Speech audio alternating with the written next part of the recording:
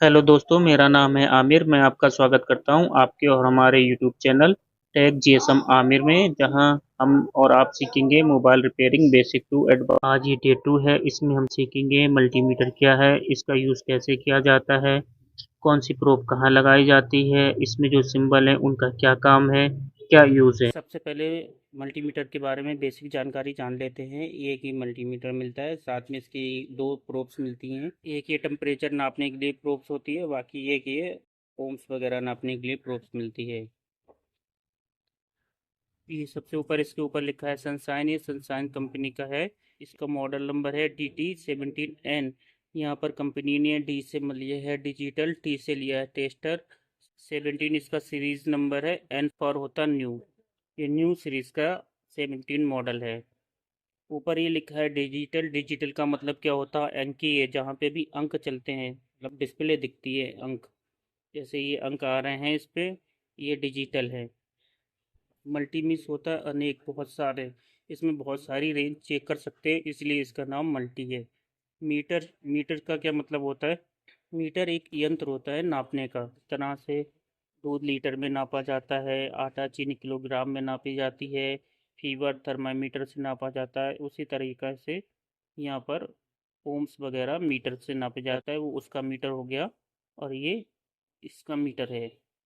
मैं आपको बताना चाहूँगा, पूरे यूट्यूब पे कोई भी ऐसी वीडियो नहीं है जो आपको इन सारे बटन का यूज़ बताती हो। अगर आपको कोई भी वीडियो यूट्यूब पर मिल जाए तो मैं ये वीडियो अपनी डिलीट कर दूंगा। अगर कोई मिलेगी तो इसके बाद की ही मिलेगी, जिसमें सारे बटन के बारे में बताया गया है कि किसका क्या यूज़ किया गया है। ना ही ये किसी इंस्टीट्यूट में बताया जाता है, ना ही इससे पहले किसी यूट्यूबर ने और बताया है। यहाँ पर मैं हम एक एक करके सारे बटन के बारे में जान लेते हैं। यहाँ पर ये चार टर्मिनल दिए गए हैं, जिसमें तीन रेड है और एक ब्लैक है। तो कॉमन लिखा है जिसपे, तो जाहिर सी बात है कॉमन एक ही है, तो उसमें ब्लैक हमारा जाएगा। और यहाँ पर दिया है वोल्ट, फिर ये सिंबल है ओम्स का, ये है हर्ट्ज का, ये है डायोड का, ये है कैपेसिटर का, और ये है टेम्परेचर का। यानी इतनी चीज़ें नापने के लिए वो रेड प्रोब्स यहाँ पर लगानी होगी। कॉमन में ब्लैक। और यहाँ पर लिखा है आपका एम्पियर, यहाँ पर लिखा है मिली एम्पियर। और ये यू टाइप का जो बना होता है इसको बोलते हैं माइक्रो, माइक्रो एम्पियर। अब वो आप यहाँ पर नाप सकते हैं। और यहाँ पर 10 एम्पियर तक आप नाप सकते हैं, और वो भी 10 सेकेंड के लिए। यहाँ पर लिखा है 10 सेकेंड से ज़्यादा करेंगे तो आपका फ्यूज़ चला जाएगा। यहाँ पर आप 600 मिली एम्पियर नाप सकते हैं, उससे ज़्यादा करेंगे तो आपका फ्यूज़ चला जाएगा। यहाँ पर लिखा है मैक्सिमम 1000 DC वोल्ट यानी बैटरी के वोल्ट, 750 AC के वोल्ट यानी बत्ती के वोल्ट। और यहाँ पर लिखा है कैटेगरी 4। तो कैटेगरी 4 ये होता है एक स्टैंडर्ड क्वालिटी का मल्टीमीटर। यहाँ पर अगर आप कैटेगरी 1 देखेंगे तो उससे आप छोटा मोटा सेल्स वगैरह चेक कर सकते हैं। और यहाँ पर कैटेगरी 4 है, यानी ये हाईएस्ट कैटेगरी है। इससे आप डायरेक्ट चलती लाइन को भी चेक कर सकते हैं। ये जो सिंबल बन रहे हैं ये है ग्राउंड का सिंबल। अब हम पहुंच जाते हैं होल्ड पे। उससे पहले हमें ये प्रोब्स इसमें लगानी होंगी। तो हम इसके लिए प्रोब रेड को यहाँ पर लगा देते हैं और ब्लैक को कॉमन में लगा देते हैं। अब हम पहुँचते हैं, इसे ऑन करते हैं और होल्ड पे। मोबाइल रिपेयरिंग में वैसे तो सिर्फ चार रेंज का काम है। एक ही है बैटरी की रेंज, दूसरी हमारी डायोड रेंज, बस यही दो का काम है।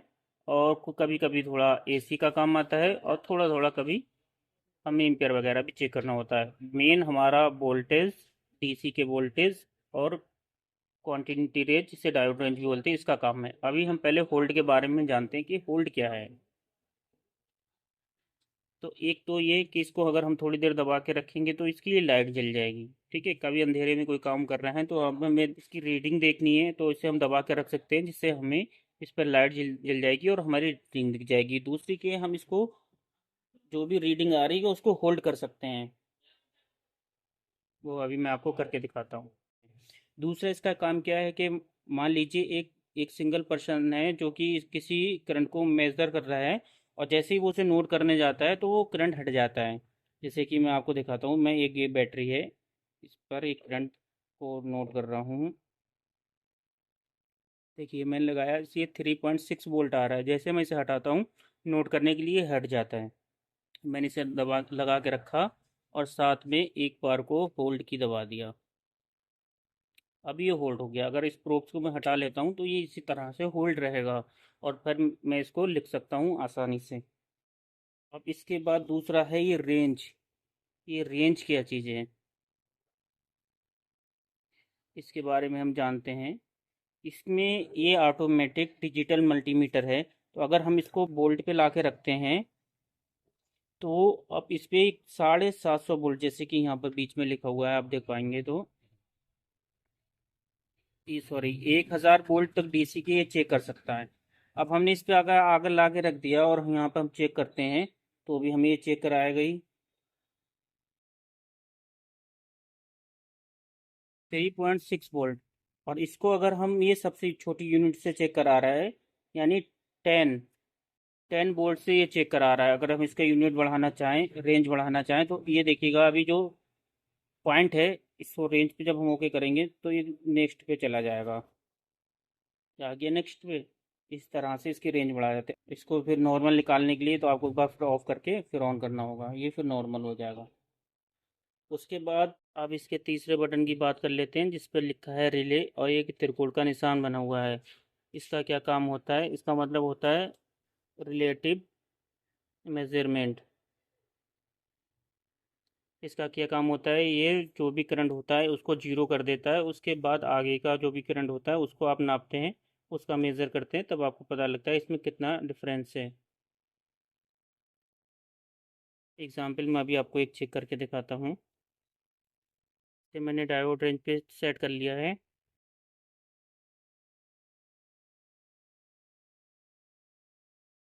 जब हम दोनों प्रोब्स को आपस में टच करते हैं तो यहाँ पर 3 ओम्स 2 ओम्स आ रहा है, यानी इसमें 2 ओम्स की रेजिस्टेंस है।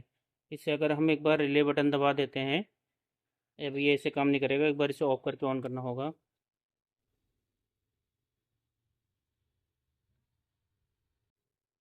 देखिए अब ये जीरो हो गई है। अब दोबारा से अगर मैं इसे आपस में टच करता हूँ तो इसकी 2 ओम्स नहीं आएगी, ये जीरो ही रहेगी। देखिए ये जीरो हो गई।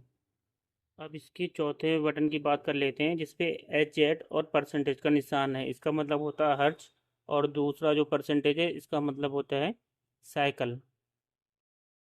ये जो हर्ट्ज है इससे फ्रिक्वेंसी नापते हैं, और जो परसेंटेज है इसका मतलब होता है साइकिल। फ्रिक्वेंसी क्या होती है? जब भी एसी चलती है तो वो एक वेव बनाती है। एक सेकेंड में कितनी वेव बन रही है, कितने बार रिपीट हो रही है, उसे फ्रिक्वेंसी बोलते हैं। या सिग्नल में एक बार सिग्नल कितने बार रिपीट हो रहा है तो वो फ्रिक्वेंसी कहलाती है। और एक सेकेंड में वो कितने बार ऑफ हुआ है उसको हम परसेंटेज में नापते हैं, उसको बोलते हैं साइकिल। तो इससे फ्रिक्वेंसी और करंट साइकिल नापते हैं। बट आखिरी बटन मैक्सिमम और मिनी को जान लेते हैं कि ये मैक्सिमम मिनी क्या है। यहाँ पर मैक्सिमम मीनिंग होता है कि अगर हम कोई भी एसी या डीसी का करंट चेक कर रहे हैं तो उसमें कम से कम कितना करंट आया है और ज़्यादा से ज़्यादा कितना करंट आया है, वो यहाँ पर होता है। और मैक्सिमम मिनी दोनों सिलेक्ट करने पर वो दोनों को मेज़र करता है। जैसे मैं एक बार यहाँ पे दबाऊंगा तो ये मैक्सिमम आ रहा है, तो यहाँ पर बताएगा कि जब से आपने चेक किया है तो उसमें कितना करंट सबसे ज़्यादा आया है। और जब मैं इसे दबाऊंगा तो मिनी दिखाएगा कि सबसे कम कितना करंट आया है, और जब तीसरी बार दबाएंगे तो मैक्सिमम मिनी दोनों चेक करके बताएगा। ये एपीयू लिखा है ऑटो पावर ऑफ, इसका मतलब होता है। अब इसके बारे में जान लेते हैं। यहाँ पर तो आगे ये ऑफ हो जाता है। उसके बाद ये जो दिख रहा है आपको एक वेव का निशान बन रहा है ऐसा, ये होता है एसी के करंट का। और साथ में बी बना है तो वोल्टेज, और हेर्ट्ज मतलब फ्रिक्वेंसी कितने बार रिपीट हो रही है वो सब जान सकते हैं। तो हम यहाँ पर पहले एसी का करंट चेक करके देखते हैं।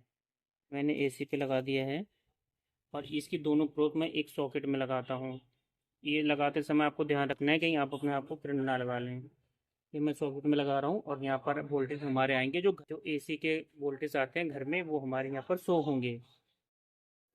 देखिए हमारा आ गया एसी का करंट, 225 वोल्टेज आ रहे हैं हमारे। इसके बाद ये जो निशान है एक सीधा सा निशान, और साथ में बी का निशान, बी फॉर होता है वोल्टेज, और ये सीधी सी लाइन है, इसका मतलब होता है डायरेक्ट करंट, यानी डीसी बैटरी का करंट। तो इससे हम एक बैटरी चेक करके देखते हैं। 3.6 यानी हमारी बैटरी चार्ज है। अच्छा, आप इस प्रोब को उल्टा सीधा कैसे भी लगा सकते हैं। अगर सीधा लगाएंगे तो इसकी रीडिंग सही दिखाएगी, अगर आप उल्टा लगाएंगे तो ये माइनस में रीडिंग दिखाएगी, मगर कोई फ़र्क नहीं पड़ेगा। ठीक है, ये रीडिंग सीधी है। अगर इसका मैं माइनस प्लस चेंज कर देता हूँ तो ये माइनस में आ गई, मगर बैटरी ठीक है, ये बैटरी हमारी चार्ज है। उसके बाद ये टेम्परेचर का एक बटन दिया है यहाँ पर। ये टेम्परेचर कैसे चेक करते हैं, इसके लिए आपको ये वाली प्रोब्स लगानी होगी, वो मैं आपको एक चेक करके दिखाता हूँ अभी। उसके लिए आपको यहाँ सेलेक्ट बटन पे दबाना होगा एक बार और। यहाँ पर आप डिग्री सेल्सियस में भी चेक कर सकते हैं। नेटिव में कॉमन, कॉमन में ये कॉमन वाला ब्लैक लगा दिए हैं, और रेड वाला ये टेम्परेचर का यहाँ निशान भी बना है, इसमें लगा दिया है। अभी इस रूम का टेम्परेचर 29 डिग्री सेल्सियस है। अगर इसे मैं अपनी हीट गन से हीट करता हूँ, मैंने सेट कर रखा है 380 पे। अभी मैं इसे हीट करता हूँ, देखता हूँ ये 380 सेल्सियस लेता है कि नहीं। इसे अब मैं हीट करता हूँ।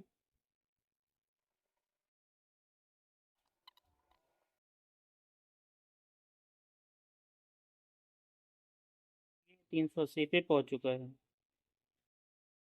इसके बाद है हमारी सबसे इम्पोर्टेंट रेंज, जिसमें है आपकी buzzer range, diode range, ohms range और कैपेसिटर की रेंज, फेरेड रेंज। मगर अगर हम इसको फिर से देखें एक बार, तो इसमें सब रेंज होती हैं। इन रेंज को यहाँ से सिलेक्ट करा जाता है सिलेक्ट बटन से। तो यहाँ पर अभी मिली ओम्स आ रहा है। अब यहाँ पे ये आ गया हमारा बजर रेंज और ओम्स रेंज। तो हम बजर रेंज में चेक कर लेते हैं।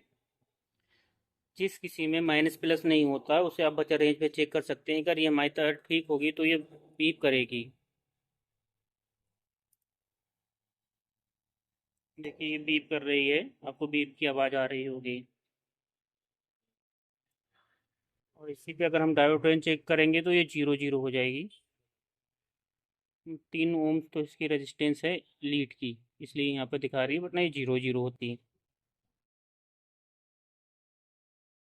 इसे मैंने डायोड रेंज पे सेट कर दिया है। अब इस पीसीबी में हम शॉर्टिंग चेक करेंगे कि इस मोबाइल में शॉर्टिंग है या नहीं। लाल प्रोब को मैंने ग्राउंड किया है और ब्लैक से मैं पहले चेक कर रहा हूँ। तो एक तरफ से 400 रीडिंग आ रही है, दूसरी तरफ से 1000 प्लस आना चाहिए। तो दूसरी तरफ से हमारी 2300 आ रही है, यानी हमारे मोबाइल में शॉर्टिंग नहीं है। ये पीसीबी हमारी ओके है। इस तरह से हम डायोड रेंज चेक करते हैं। पहले मैं इसे ओम पे सिलेक्ट कर लेता हूँ, फिर हम यहाँ पर आपको एक रेजिस्टेंस चेक करके दिखाएंगे। यहाँ पर मेगा ओम्स मैंने ले लिया है। अब मैं आपको एक रेजिस्टेंस चेक करके दिखाऊंगा। रेजिस्टेंस के दोनों सिरों पे एक एक प्रोब रखेंगे और उसकी जो वैल्यू होगी वो डिस्प्ले पे दिखाई देगी। जैसा कि डिस्प्ले पे 100 ओम्स दिख रहा है, तो ये 100 ओम्स की रेजिस्टेंस है। इसके बाद ये हमारी फ्रिक्वेंसी की रेंज है, ये तो हम पहले ही चेक कर चुके हैं। उसके बाद ये जो रेंज है ये एम्पेयर की रेंज है। यहाँ पर एसी का भी सिंबल बना है, डीसी का भी है और ए भी है। तो यहाँ पर ए से एम्पेयर हो गया, और एसी और डीसी के एम्पेयर चेक कर सकते हैं। यहाँ पर हम मिली एम्पेयर चेक कर सकते हैं एसी और डीसी के, और यहाँ पर हम माइक्रो एम्पेयर चेक कर सकते हैं एसी और डीसी के।